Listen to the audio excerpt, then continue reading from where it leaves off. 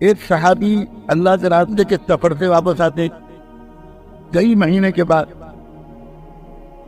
اب آدمی اپنے گھر واپس آتا ہے، تمنائیں لے کر آتا ہے، ارمان لے کر آتا ہے، خواہشات لے کر آتا ہے، نئے طرح طرح کے خوبصورت خیالات اس کے دل میں ہوتے ہیں.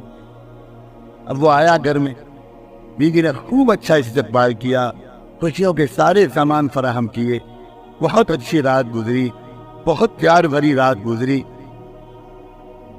ایک بچہ تھا، شوہر دیکھ رہا ہے جو بچہ کہیں نظر نہیں آ رہا، تو تھوڑی دیر کے بعد وہ پوچھتا ہے بیوی سے کہ بیٹا کہاں ہے؟ تو بیوی کہتی ہے کہ وہ بہت آرام، بہت سکون سے، کچھ نہیں پتا تھی، حالت نہیں لگنے دی. جب رات پوری گزر جاتی ہے پیار بھری، صبح کو بیوی اپنے شوہر سے ایک بات پوچھتی ہے، ایک مسئلہ بتائیے، آپ کے پاس کوئی امانت کسی نے رکھائی ہو اور وہ امانت واپس مانگے تو آپ بتائیے کیا کرنا چاہیے؟ تو وہ کہیں گے کوئی مسئلہ پوچھ لیتے ہیں، امانت تو ہوتی ہے اس لیے کہ واپس کرنے کے فوراً واپس کرنا چاہیے، اور واپس مانگنے پر کوئی برا نہیں ماننا چاہیے. تو کہنے لگے بس یہی قصہ ہے، اللہ نے مجھ کو اور آپ کو جو بیٹا دیا تھا امانت کے طور پر، وہ آپ سفر پر تھے، اس کا انتقال ہو گیا، اللہ نے وہ امانت واپس لی. میں رات آپ کو بتا دیتی میرے سرتاج، جو آپ کی رات خوشیوں بھری نہ گزر. میرے دل سے پوچھئے کہ میں نے کتنا اپنے دل پر پتھر رکھا ایک ماں ہونے، اور آپ آئے تو اس بچے کی یاد میرے سرے سے تازہ ہوئی ہوگی. اب سوچیے، لپٹ کے روتی، شکوے کرتی، شکوے نہ بھی کرتی تو غم کا تو اظہار کرتی، لیکن پوری رات گزر گئی، برت نہیں لگنے دی.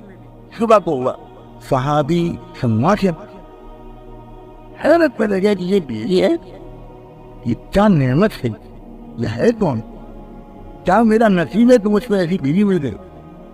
جب وہ صحابہ خوش ہوتے تھے تو بھاگ کر کس کو خوشخبری سنا دیتے اپنے محبوب محمد مصطفیٰ. پریشان ہوتے تھے تو جا کر کس سے رونا روتے تھے؟ محمد مصطفیٰ. وہ چہرہ ہی ان کا ایسا تھا کہ ان کو دیکھ کر سارے غم بھول جائیں، اور خوشخبری بھی سب سے پہلے انہی کی خدمت میں، اس لیے کہ وہ جانتے تھے جو مل رہا ہے انہی کے قدموں اور دعاؤں کے توفیق میں.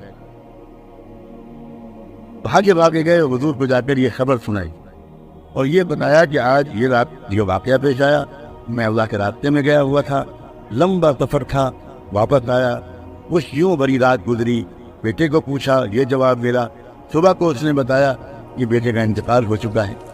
اللہ کے رسول صلی اللہ علیہ وآلہ وسلم تھوڑی دیر عجیب کیفیت میں آئے اور اس کے بعد کہنے لگے، جنت میں تم دونوں کو اپنے ساتھ ٹہلتا ہوا میں اللہ کے یہاں ٹھیک رہا ہوں. جاتے بیوی کو خوشخبری سناؤ، جاتے بیوی کو خوشخبری سناؤ، میرے ساتھ والی جنت نصیب کر دینے کا اللہ نے آج فیصلہ کر دیا، اور اس سے بہتر خوش نصیب بیٹا تم کو ملے گا، اور نسلوں میں تمہاری بیٹوں میں، تمہاری نسل میں، ہر نسل میں امت کا بہت بڑا عالم پیدا ہو. ایک بیوی کے وفا اور اخلاق اور صبر کے نتیجے 700 سال تک امت کو جو فقہا اور محدثین ملے ہیں، اس میں ہر زمانے کا سب سے بڑا فقیہ انہی کی اولاد. ایک عورت کتنی برکت والی ثابت ہو سکتی. میرے آقا نے یوں ہی کہہ دیا کہ خیر متاع الدنیا المرأة الصالحہ، دنیا کی سب سے قیمتی نعمت، سب سے بڑھیا نعمت ایک نیک بیوی. حضور فرما رہے ہیں المرأة الصالحہ. اور تو آپ اتنی اہم مخلوق، نہ مردوں نے آپ کو پہچانا نہ آپ نے خود اپنے کو پہچانا.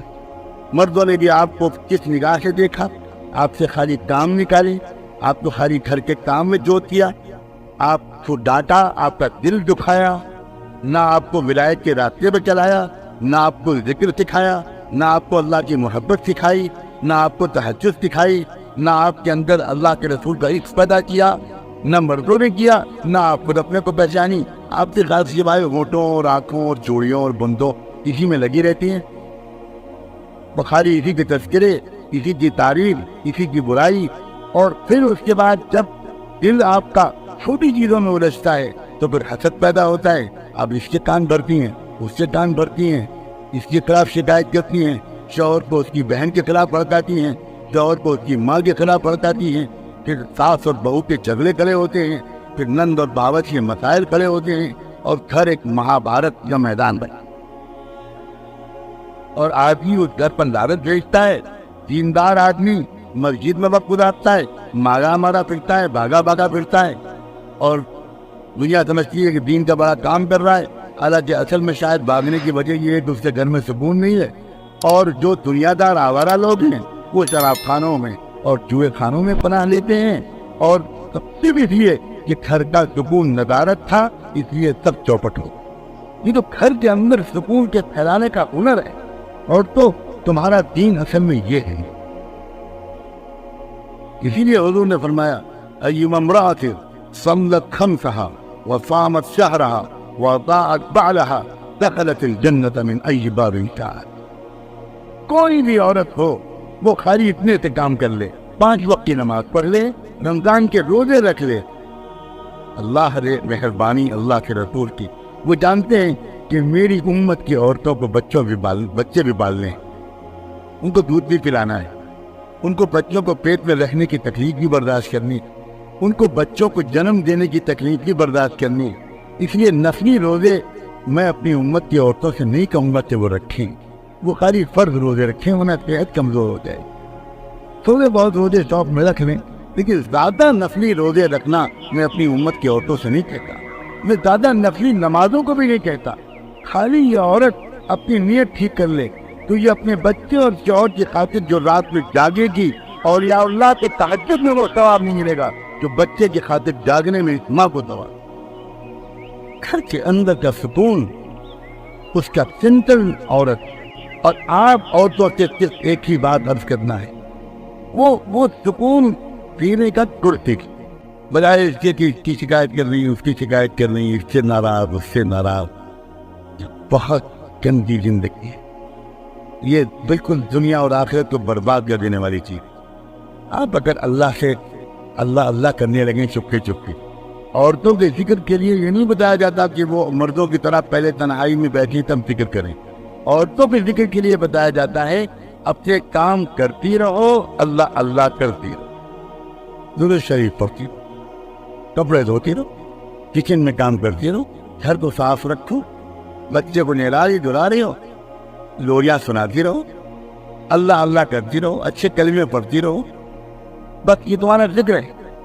فرمایا ایما امرأۃ 5 وقت کی نماز پڑھ لے، رمضان کے روزے رکھ لے، اور اپنے شوہر کو خوش رکھے، بحث نہ کرے، جنگ نہ کرے، اپنے آپ کو بالکل حوالے کرے، بس پھر وہ کیا ہوگا؟ حضور فرماتے ہیں جنت کے 3 دروازے سے چاہے گی اس عورت کے لیے داخلے کی اجازت۔ یہ وجہ تھی جس کی وجہ سے صحابہ کرام کے گھروں میں اور اللہ والوں کے گھروں میں چیزوں کی کمی کے باوجود سکون اور محبت کا ایسا ماحول ہوتا ہے کہ دنیا کے لکھ پتی اور کروڑ پتی 1 منٹ کے لیے بھی اس سکون کا مزہ ابھی تک چکھی نہیں۔